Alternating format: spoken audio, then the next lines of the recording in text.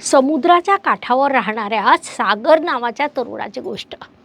कर्क राशीचा असल्यामुळे साहजिकच तो अत्यंत भावूक, संवेदनशील आणि अतिशय प्रेमळ. त्याला लोकांची काळजी घ्यायला खूप आवडायचं. घरच्या प्रत्येकाचं मन जाणून घ्यायचं त्याचा हा मूळ स्वभाव होता. एक दिवस गावात संकट आलं. एक वादळ जवळ येत होतं. लोक घाबरले, आपापल्या वस्तू घेऊन पळू लागले.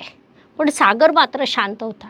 त्यानं गावकऱ्यांसाठी शेल्टर उभारलं, वडिलांच्या अनुभवाचा सल्ला घेतला, लहान मुलांना सांभाळलं आणि प्रत्येकाला धीर दिला. वादळ ओसरल्यावर गावकऱ्यांनी पाहिलं, ज्यांनी सगळ्यांना साथ दिली तो सागर होता. गावचे नेते त्याचं कौतुक करत म्हणाले, तुझं मन हेच तुझं सामर्थ्य आहे.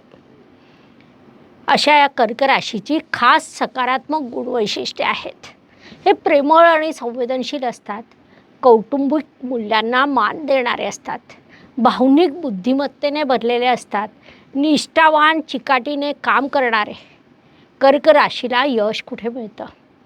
मानसोपचार तज्ज्ञ, समुपदेशक, कारण समोरच्याला समजून घेण्याचं कौशल्य यांच्यात उत्कृष्ट असतं. शिक्षक, समाजसेवक आपुलकीने शिकवतात. घरगुती व्यवसाय, फूड, होम डेकोर, घराशी नातं असलेलं व्यवसाय, लेखक, कवी, भावनांची अभिव्यक्ती जिथे सहज होते अशा सर्व ठिकाणी कर्क राशी यशस्वी होते. शेवटी सागरसारख्या हळुवारपणे, प्रेमाने आणि खऱ्या काळजीने हे लोक जग बदलतात.